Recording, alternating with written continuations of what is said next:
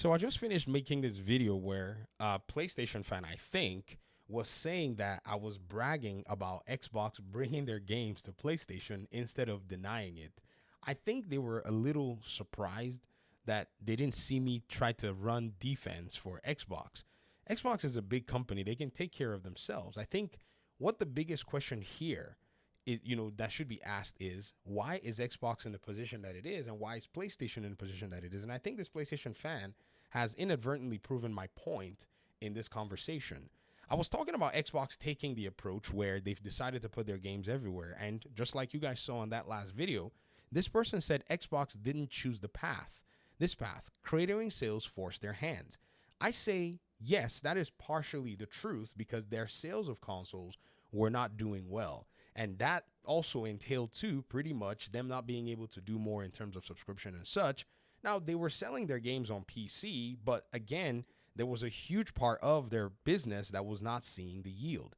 This is as a result of market forces. That's what brought Xbox to this place that it is. Even PlayStation is subject to these market forces, and I'm going to show you pretty much the two scenarios where both of them responded to market forces and are right here where they are. So to my fellow PlayStation fans, I remember making this video a while ago and y'all said to me that, you tried to dismiss it, but now you're telling me that cratering sales, basically the competitor doing better, forced their hand. Let me show you the economic principle of market forces and how they actually applied to this. According to Harvard economist Dr. Michael Porter in his book on competition, he actually, basically depicts 5 forces that shape industry in competition. In here, he puts a little chart. And in that chart, there are basically these forces and how they pretty much work in tandem. And one of them, in fact, the one that's placed at the center of everything, is rivalry among existing competitors. This particular force is exactly what put Xbox in a position where they started thinking outside of the box because they're competition, PlayStation, their other competitor, Nintendo, were selling hardware and selling games and being able to attract more people. So pretty much that force had put them in a place where they were either going to need to adapt or go out of business. Ladies and gentlemen, this is the abject proof of what I've been trying to talk about that a lot of PlayStation fans refuse to, basically take into account because this is how the market works. The market didn't care if Xbox was backed by Microsoft, a big multi-trillion-dollar company, or at the time, maybe they were about $1 trillion or whatever. It didn't care. It was going to suffocate Xbox away from the market if they did not do anything to be able to stay in the market. So that's basically one of the, market forces you're seeing. In terms of PlayStation, another market force that pretty much has put them in a place is pretty much the one that, comes into the threat of new entrants. Now, the threat of new entrants is one that I think is very, in my opinion, is kind of interesting. New entrants came into the market just a few years ago. When I say a few, you can kind of count it as much as you do have. But then there's also another thing called the threat of substitute products or services. These two right here, working in tandem, gave birth to the live service rave that I think we're seeing right now. So the substitute product in that regard are basically your Call of Duty, which destroyed Killzone. New entrants include Apex Legends, Minecraft, Fortnite, and a lot of these games that you can play over and over and over again. When all of these were done doing a number on both Xbox and PlayStation, pretty much people ignoring those are single player games, it put them in a place where PlayStation has now decided that it's going to try to launch about 12 live service games.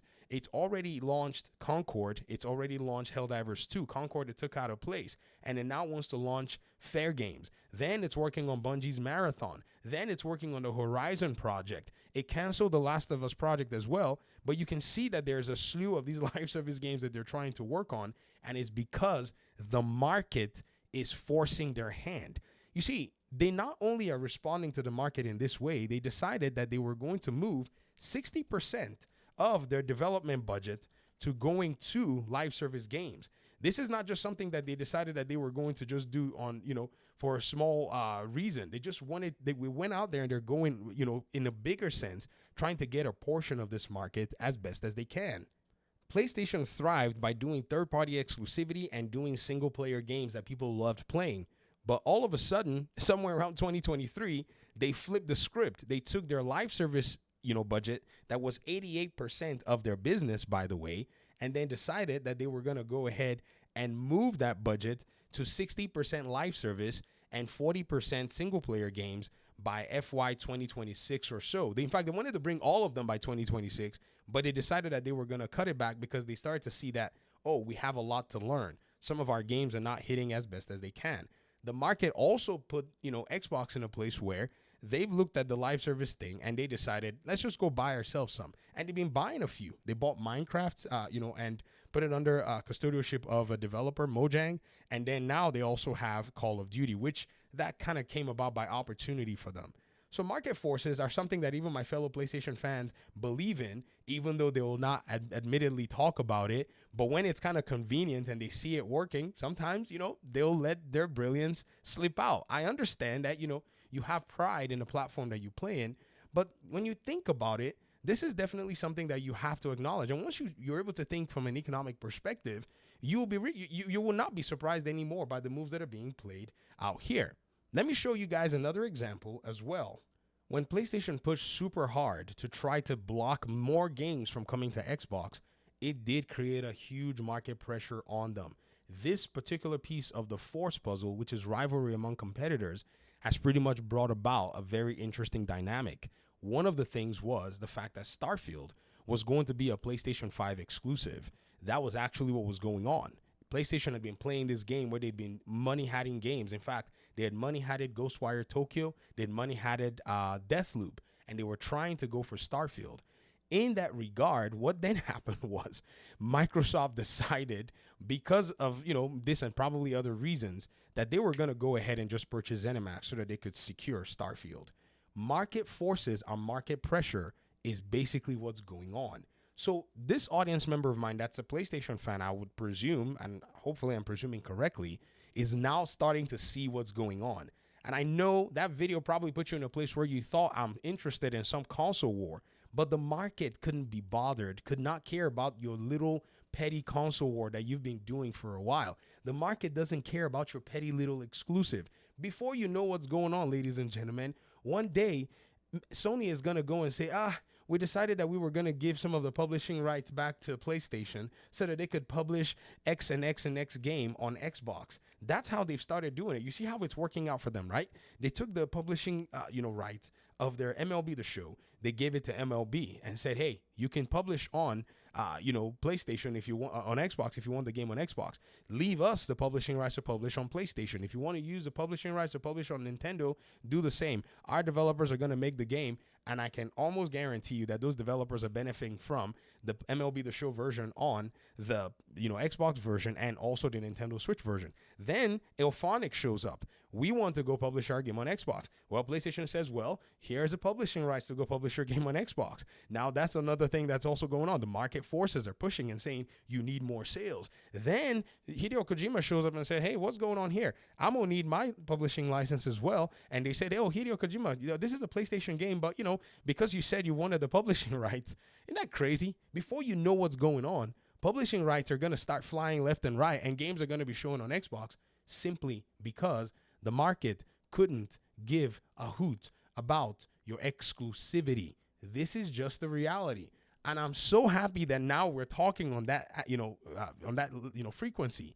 And I think it's something that really, should have been talked about for the longest time. My PlayStation fans, the places that you're watching content from, why are they not telling you this stuff? Why are they, leaving this stuff out of the conversation? Because your content creators that are talking about this, they know this. It's not that they're not aware. They are very aware of what's going on. They are aware of things like the bargaining power of buyers.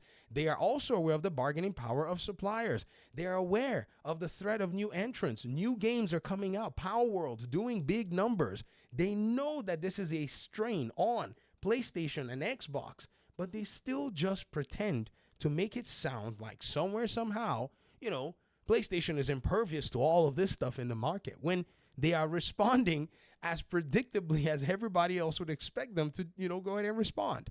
It's a little weird, though. But again, hey, if they're not going to talk about it, let's talk about it. Let's get to the bottom of what's going on. I think it gives us a better perspective. And now we're aware how these things are pretty much moving in the competitive space. Thanks for watching the video. Talk to me in the comment section. I really appreciate you guys' time and audience. And hopefully we'll talk pretty soon in another one. Peace out.